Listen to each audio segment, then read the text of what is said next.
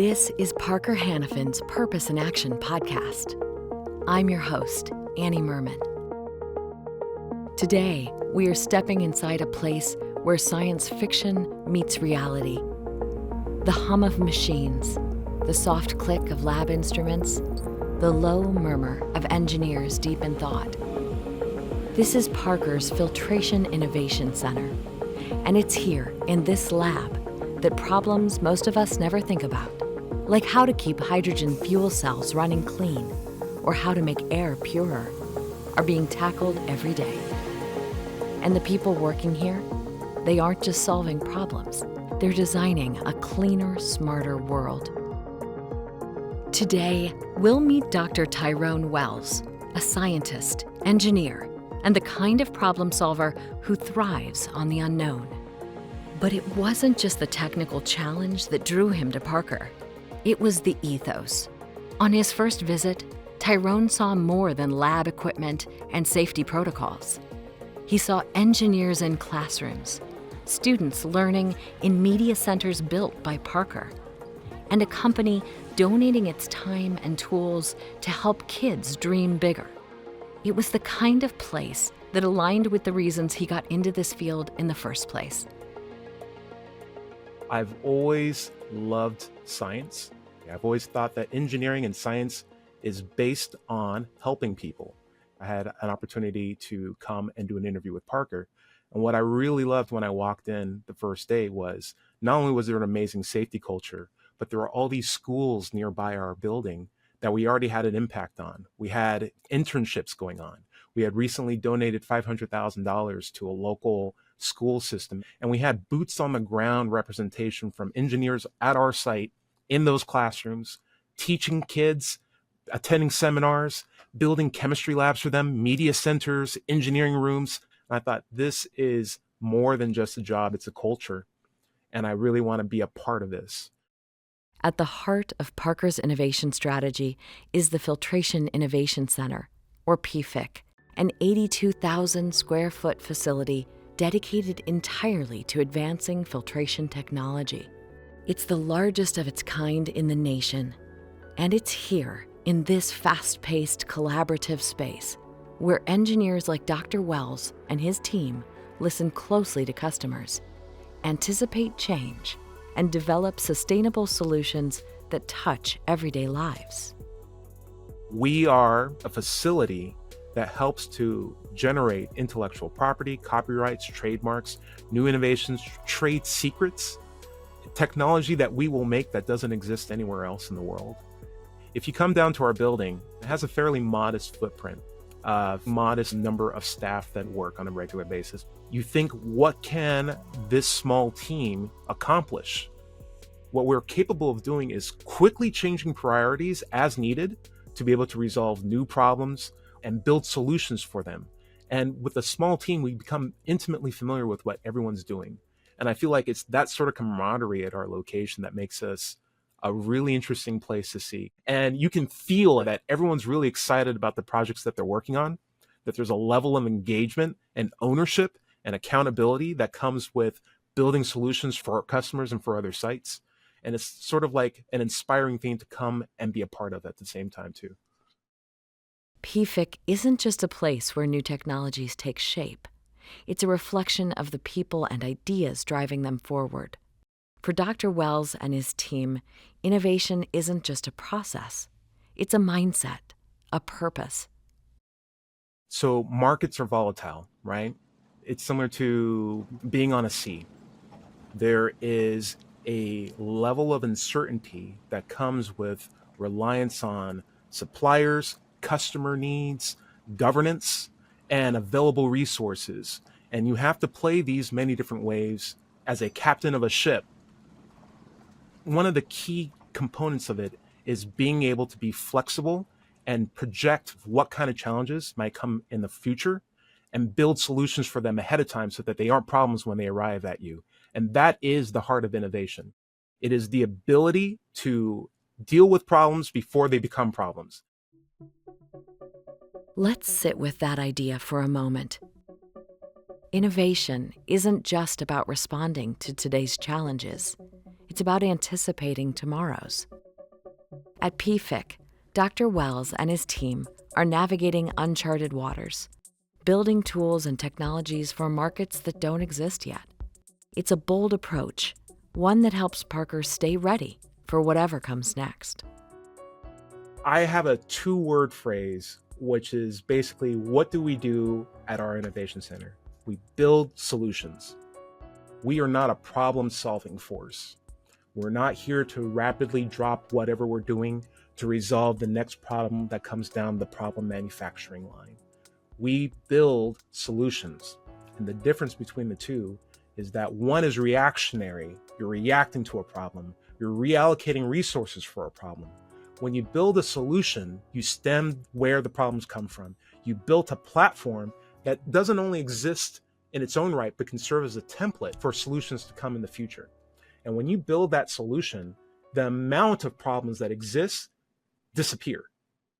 And so what we are thinking about is that long-term strategy at our site. We will look at markets that don't exist for 10 years from now and start building a platform for tools, products, validation systems, so that when that market drops, we're already pioneers in the area. Examples of that would be our hydrogen technology, hollow fiber technology, cathode air filtration technology. You name it, if it's a brand new area in filtration, we're already there. We're already making products for it. And we will have products available that fit legacy infrastructure and are ready to test out our new systems with very minimal transition time. We want to foster this so that more people can benefit from it because we see the future. We see where this market's going, and we want to do more than just sail through it. At Parker's Filtration Innovation Center, the work is focused on looking ahead, developing the tools and strategies that will shape what's next. That often means being out front, the first to test an idea or try a new approach. Dr. Wells reflects on how that mindset drives the team's work. We are oftentimes the first point of impact. As an innovation center, you have to get there first, right? And that's what a tip of a spear does. It gets to the target first, and it makes the meaningful impact that can drive direction for the rest of the company. And at our center, we are always focused on where is our next target, because we're thinking about our long-term and short-term strategy at one facility. For the major groups within Parker, every group needs to rely on filtration at the end of the day. Aerospace needs filters, engine mobile needs filters, engineering materials. It's one of the most fundamental tools along with ramps and pulleys. And you'd be amazed how useful that as a fundamental tool is. But it needs to be crafted and engineered appropriate for each environment. You are really hitting the entire market of engineering at our site, which means that all of the partners that are coming to you are from all walks around the world. Every day you are learning about a brand new market. And so currently right now we're learning everything we can about hydrogen. We have a new hydrogen conditioning lab that we're building, a first of its kind lifetime cycle analysis in a controlled format. On the other side of the building, maybe even just down the hall, truly, we're making hollow fibers. This is like brand new technology that'll be used for fuel cells, which will be used for eventually when cars run on hydrogen and then eventually running on water. A hydrogen fuel cell takes hydrogen gas and converts it into electricity, producing only clean energy and a bit of heat. At the heart of the process is a proton exchange membrane, a material that splits hydrogen atoms and pushes electrons through a wire to create power. It's an elegant system with enormous potential for clean energy. But like any breakthrough technology, it comes with challenges. Keeping these systems clean and running efficiently takes innovation across an entire ecosystem. The fuel cell is capable of taking in hydrogen and outputting electricity with zero carbon emissions as a result. That's a very, very cool way of making electricity that you can use to power vehicles. But the proton exchange membrane, that's very easy to get dirty. And the dirtier it gets, the less efficient it becomes. So how do we keep it clean? You need filters. You've got to have filters, and you got to have a lot of different kinds of filters. What can we do to helpfully drive down emissions of vehicles that will be on the road in the future? And can that same technology also be used in other facets as well? electrical grids, powering hospitals, powering schools, powering homes. And that's a lot where our fuel cell research goes into. There's so many different parts of an ecosystem that are needed to make that fuel cell work. And we're in every part of that ecosystem, making sure that the products that are sustainable for the future are capable of operating as efficiently as they possibly can. And that leads me to wonder, how does Parker foster market-driven innovation? So how do you listen or solicit customer feedback or collaborate with your customers to enable breakthroughs? That's a fantastic question. It's driven by our customers. It's driven by listening. Innovation, new inventions, new patents that all drive value towards what our customer interests are. But we also have ability to leverage opportunities where we can engage with the community, where when we go to schools, events, science fairs, industry meetings, we talk with school principals, CEOs from water company facilities, fire departments come over to our site, Murray County Agriculture Commissioner Office. When they come by and they say, these are some of the problems that we're facing. These are some of the contaminants that we see on a regular basis. How do we ensure purity? How do we ensure better flow rates? How can we drive down costs while maintaining efficiency? These are the people who we can support directly. And when we make products, it's not like they go into a vacuum, we never see them again. When you walk into a room and you can enjoy clean air, or you drink water and it's clean at a fountain, we have systems that work, machines that are operating well, kids are safe, coffee tastes clean, everybody's happy. That's filtration in a nutshell. That's the purpose of filtration. It's to make your lives better. And it feels good to have that thumbprint on both history and the quality of life. It's exciting to see what's possible when creativity meets purpose. But for Dr. Wells, the most meaningful part of his work isn't just what gets built. It's how his team grows along the way. Empowering others and creating space for curiosity and shared purpose is every bit as important as the breakthroughs themselves. My work, my purpose as the laboratory manager is to find the level of engagement in all of my different team members, to find the work that inspires them to work excellently and challenge them slightly out of their comfort zone so that when they accomplish their task, they're proud of the work that they're doing and they're looking forward for the next challenge. Being able to foster that gives me a great deal of purpose at our site. One of the most rewarding parts of Dr. Wells' work is connecting with the next generation of innovators. Parker's commitment to community engagement, especially with schools, was one of the things that drew him here in the first place. By showing students what engineering looks like in real life, he hopes to spark curiosity and help them see what's possible for their own future. One of the most crucial aspects of engagement that we have with our community is that we don't just support them financially, but are there as living examples of what's real and possible for kids who have that interest. We had an online classroom challenge called the Egg Filtration Challenge.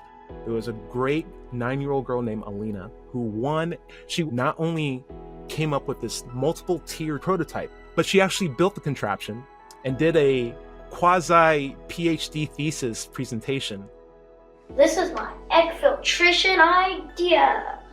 3 cups like this and 2 lids. And this cup, I put a filter here, which was 7 holes, which were each 1 centimeter wide. So then only the egg whites could go through and not the egg yolk. Part of the reward was we'd give the kids a tour.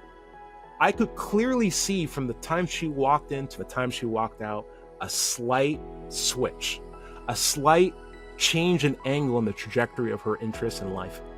I can see that spark in kids' eyes when we have an engagement with them. And I think that makes all the difference. From fueling the future to mentoring the next generation, Parker's Filtration Innovation Center brings purpose and innovation together in powerful ways. Dr. Tyrone Wells has given us a glimpse into a world where science, teamwork, and long-term thinking are shaping what's next, one clean solution at a time. Dr. Wells, thank you for sharing your insights and for the work you and your team are doing to create a cleaner, more sustainable future. Thank you, Annie. I hope you have a great day. And to our listeners, Thanks for joining us on Purpose in Action.